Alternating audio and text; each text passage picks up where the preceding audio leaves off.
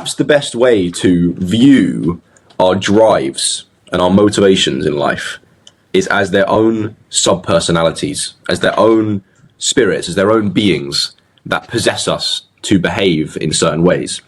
So basically, let me explain what I mean by a drive or a motivation. It can be very simple things like the drive to eat food when you're hungry, or the drive to go to sleep when you're tired, and things like anger is a sort of a drive to change your environment when something frustrates you, or lust, a sort of sexual drive, or even positive things like enthusiasm is a drive to continue to do the thing you're doing, or love is a drive to spend time with those people that you love, etc., etc.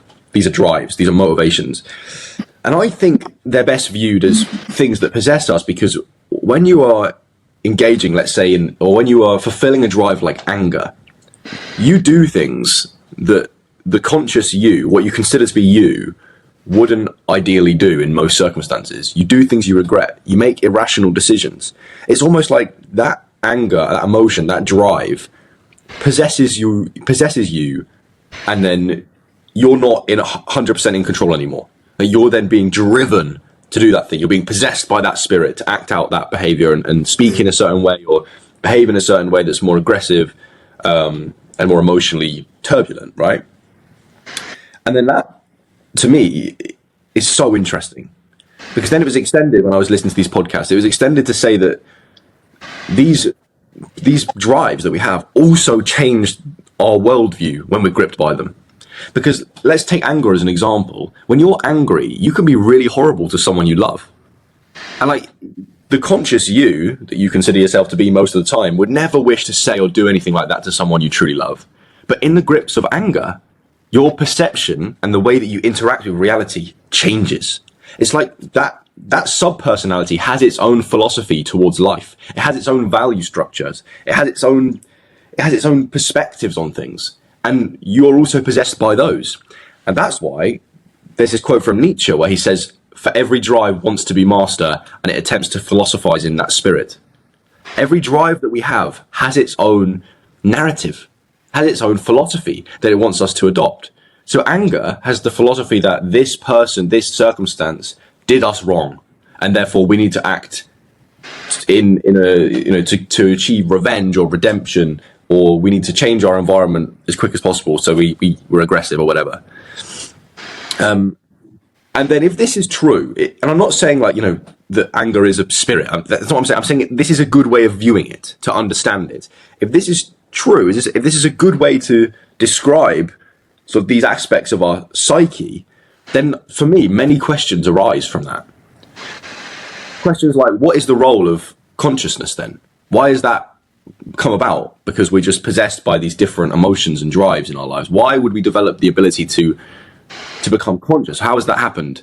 And also, who and what and where is the self in all of this? Because if it's not you that possesses you when you sort of indulge in drives like anger and lust and enthusiasm and hunger and stuff, then who is the self? What is it? What's its purpose? And why is it sort of arose? And also, can we control which drives we indulge in more or less? Can we stunt that process as it begins? Can we feel ourselves being possessed by the spirit of anger or lust and stop ourselves? And can we promote certain positive spirits like enthusiasm, like adventure, like love? And then I have another bit that I want to add at the end, sort of that creates a religious connection to this, but I'll open up the floor just in a second for you. It's very, I love that, well, I love when I find abstract ways of understanding something that somehow make it more digestible. Because I'm not talking in literal senses. I'm not saying that our drives are actual metaphysical spirits that possess us. But I'm saying that's what the experience feels like. And because it feels like that, how can this idea help us understand ourselves? So, yeah, what do you think? I think when you're angry, you don't have control. The animal has control. And you see red. And something has triggered that anger. And when they do that, they put off energy. They put off this red energy towards you. And then you kind of suck it up. And it needs to come out of you again.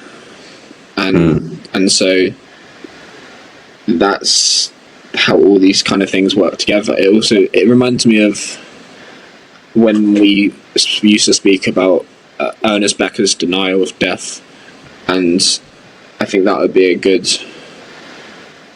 point of answer. That what is the role of consciousness, and that is a separate thing to the animal, and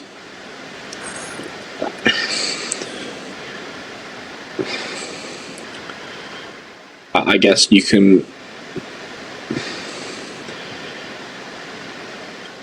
I think I read something again from Nietzsche. It was this phrase called "fettered hearts, free spirits," and what that means is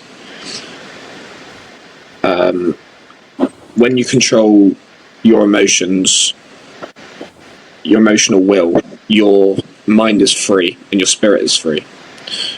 And I think for me, there's this idea of like operationalizing happiness, of like where I think it's Hormozy's idea.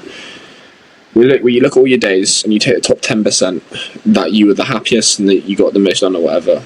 And for me, this fettered hearts, free spirits is that top 10% for me. It's where I don't have any desires that hold me back, and within that, I think the other side of the coin of desire is also fear. And so I think that top 10% would be not much fear, and overcame my desires or didn't give in to them, and maybe had some challenge along the way. So yeah, that's my initial thoughts. Yeah, I like that. I think I've just sort of briefly skimmed through my notes again, and I want to address a couple of those questions that I then asked.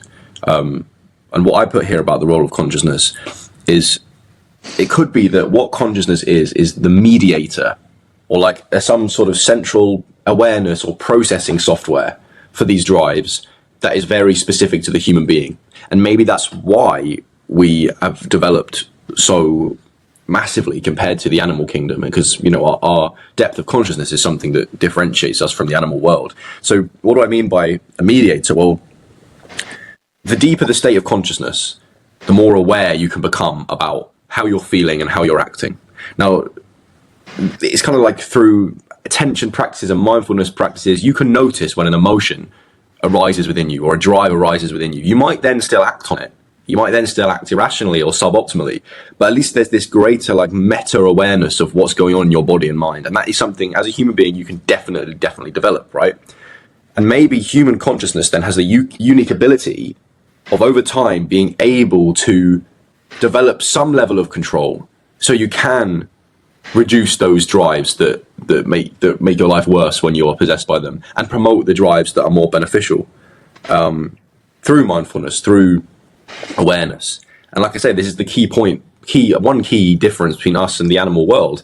An animal will have a drive like lust or hunger or fear to get away from a predator, and it will have to indulge in that motivation 100%. There is no way that a cat or a fox, when it sees the headlights of a car, can go, hold on, actually that's just a car, I don't have to run away from this, I can still sort of sit by the side of the road. No, they run away, because they have to indulge in the drive. Whereas a human being, we can do things like bungee jumping, where we're like, I'm going to be really scared here, but I'm going to overcome that and do it anyway, because I've been told that it's safe, so my consciousness knows that it's safe, allegedly, and I'm going to go and have a thrill, and I want that adrenaline. It's interesting.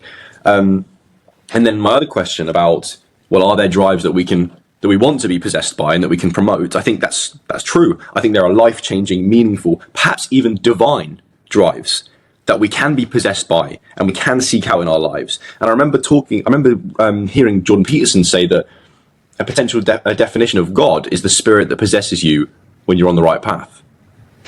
And if we make that less mystical and we go, okay, instead of using the word spirit, can we use the word emotion or the drive, the sort of the feeling, the sensation, and the excuse me, the sensation and the thought patterns and the emotional patterns when you do the right thing. That's what the Holy Spirit is, right? And I think that the hero's journey, that idea that I've talked at length about on the podcast and stuff, is the life that you create when you are possessed by and you follow the spirit of adventure, the drive for adventure, the drive to explore the unknown, enthusiasm, right? Beauty, awe, the sublime, all these great things. And I think that's true. I think that's true. I think when I'm really invested in a piece of work, or I'm really gripped by my life and I really want to be alive and I want to be there, it's when I'm possessed by some sort of drive for adventure, or some sort of drive for enthusiasm and love and gratitude and beauty and awe. And just as a final point, I said about a religious connection, I then think, and this emerged in my brain as I was writing yesterday morning, that the kind of themes in religious texts and stories, this idea of evil and the devil, but also the divine, the Holy Spirit, the path of Christ, could these all just be symbolic representations and like narratives that represent different motivational drives in life that you can follow? Like when you do something immoral, or out of anger, or out of lust, or out of resentment and pain, are you not possessed by the devil or evil in sort of symbolic terms? And equally then, when you do something good, when you have a level of self-sacrifice for the greater good, or you're kind to people, or you love people as you would, love yourself, or a good friend of yours, aren't you then just possessed by this spirit of community and gratitude and decency? And then it's sort of this another string to the bow of my theory that it's very early theory, but that religion may have emerged in some manner through human beings just trying to understand ourselves and our own psyche. We create stories, we create symbols, we create myths about ourselves,